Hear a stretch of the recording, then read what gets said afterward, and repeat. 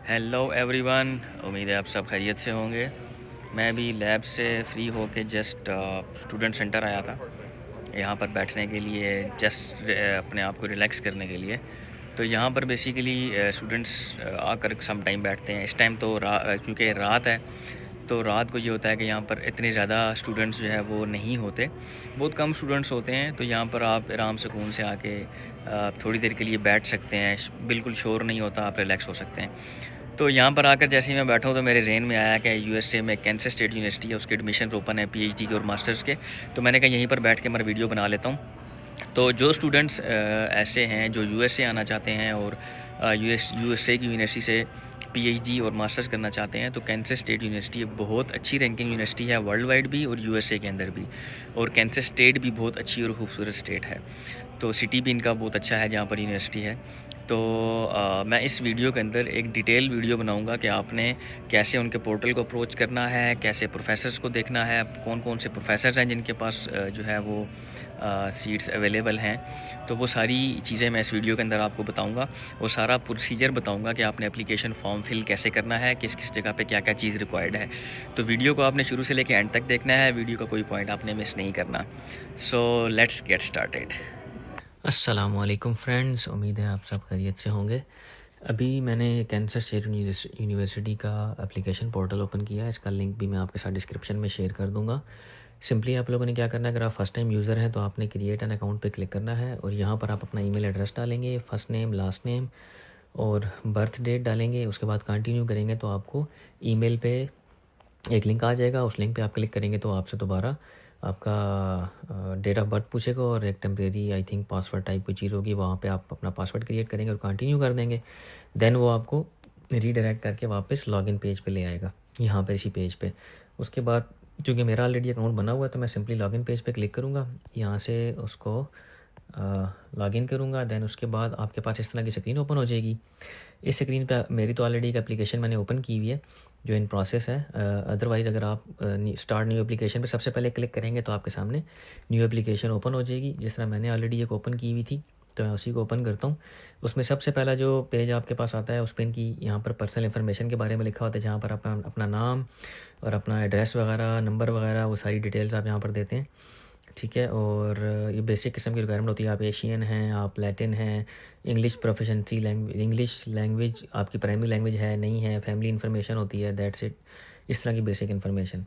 Then आप आते हैं एकेडमिक इन्फॉर्मेशन में। एकेडमिक इन्फॉर्मेशन के अंदर ये होता है कि आपने यहाँ पर बताना होता है आप कौन सी डिग्री करना चाह रहे हैं, आपके एकेडमिक प्रोग्राम में प्रायोरिटी। फॉर एग्जांपल आप कंप्यूटर साइंस में पीएचडी करना चाहते हैं तो उसमें आगे वो कहता है कि कंसंट्रेशन आपकी किस में है, कंप्यूटर विजन है, आर्टिफिशियल इंटेलिजेंस है, सॉफ्टवेयर इंजीनियरिंग। यानी आप इस पर क्लिक करेंगे तो डिफरेंट किस्म की कंप्यूटर से रिलेटेड फील्ड्स आ जाएंगी जिसमें आप रिसर्च फोकस करना चाहते हैं। तो वो आप यहाँ प्रायोरिटी वाइज सेलेक्ट करके डाल देंगे।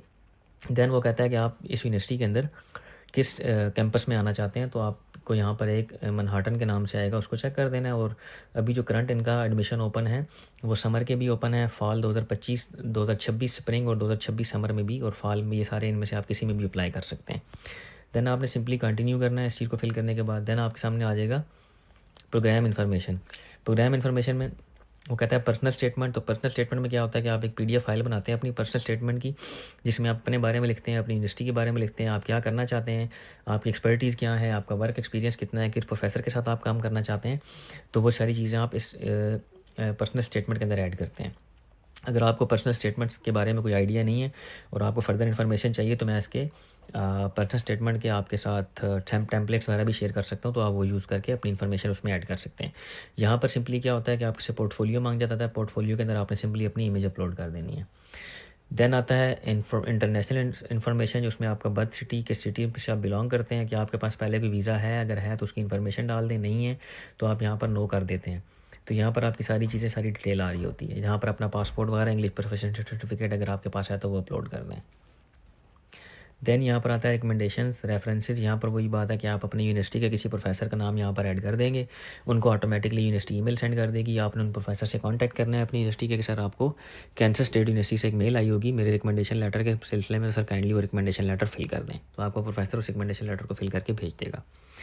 और आपके पास फिर यहाँ पर स्टेटस आ जाएगा, जिस तरह मेरे ये स्टेटस आ रहे हैं कि सेंड टू रिकमेंडर, इन डेट को गया था, सबमिटेड बाय रिकमेंडर, इस रिकमेंडर ने सबमिट कर दिया, बाकी अभी तक किसी ने नहीं किया। तो इस तरह की चीज़ें। उसके बाद आता है एकेडमिक हिस्ट्री। एकेडमिक हिस्ट्री के अंदर क्या होता है कि आप अपनी बैचलर और मास्टर की डिग्री की इन्फॉर्मेशन डालते हैं, अगर आपने कोई कोर्स किया हुआ तो वो भी डाल सकते हैं। टेस्ट स्कोर्स में क्या होता है कि अगर आपने कोई GRE, आइल्स वगैरह, टॉफल वगैरह दिया हो तो उसकी इन्फॉर्मेशन डाल देंगे। यहाँ पर आपके ऑर्गेनाइजेशन नेम आ जाएंगे, जहाँ जहाँ आपने वर्क किया, एक्सपीरियंस सर्टिफिकेट्स, यानी जो आपका वर्क एक्सपीरियंस रहा है वो उसकी इन्फॉर्मेशन डालेंगे। कॉन्टैक्ट इन्फॉर्मेशन के अंदर क्या होता है, आप अपना कॉन्टैक्ट के बारे में वो पूछता है जी आप कहाँ से हैं, आपने हायर एजुकेशन जहाँ से भी हासिल किया वहाँ पर आप सस्पेंड तो नहीं हुए, आपका कोई क्रिमिनल रिकॉर्ड तो नहीं है, कोई यूनिवर्सिटी में लड़ाइयाँ तो नहीं की, इस तरह की चीज़ें। तो ये सब ऑलमोस्ट सारा नो में होता है कि हमने इस तरह का कोई काम नहीं किया। फिर आता है एप्लीकेशन फ़ीस। एप्लीकेशन फ़ीस में क्या होता है कि इनकी ये एप्लीकेशन फ़ीस है $75। तो कहता है आपके पास कोई वेवियर कोड है, एप्लीकेशन वेवियर वगैरह इस तरह की चीज़ें जिससे आप एप्लीकेशन फ़ीस वेव हो जाए, तो हमारे पास तो कोई नहीं है, तो हम नो करके कंटिन्यू कर देंगे। देन हम यहाँ पर सिग्नेचर के तौर पे अपना नाम लिखेंगे, उसके बाद हम इसको रिव्यू के लिए भेज देंगे। तो रिव्यू में क्या होता है कि वो आपसे यहाँ पर कहता है कि फाइनलाइज एप्लीकेशन एंड पे फीस। तो अगर आप एप्लीकेशन फाइनलाइज हो गई करना चाह रहे हैं और फ़ी पे करना चाह रहे हैं तो इस बटन पे क्लिक करेंगे तो फर्दर वो आगे मूव कर जाएगा और आपसे पूछेगा अगर आप कोई चेंजेस करना चाहते हैं। अगर एक दफ़ा एप्लीकेशन सबमिट होगी तो सिर्फ फ़ी पे कर सकेंगे, बाकी एप्लीकेशन के अंदर कोई चेंजेस नहीं कर सकेंगे। तो आपने इसको करने से पहले अपनी जो पूरी एप्लीकेशन है उसको थॉरोली देख लेना है, ताकि उसमें कोई मसला मसाइल, कोई स्पेलिंग मिस्टेक या इस तरह की कोई चीज़ तो नहीं है। तो उसके बाद आपके सामने फ़ी पे करने का ऑप्शन आ जाएगा और वहाँ पर आप सब इजीली जो है अपनी एप्लीकेशन फ़ीस पे कर देंगे। तो इस यूनिवर्सिटी का एडमिशन ओपन है और अच्छी यूनिवर्सिटी है और इसमें डिफरेंट प्रोफेसर्स भी हैं जिनके पास लैब्स हैं और उनको PhD और मास्टर स्टूडेंट्स रिक्वायर्ड हैं।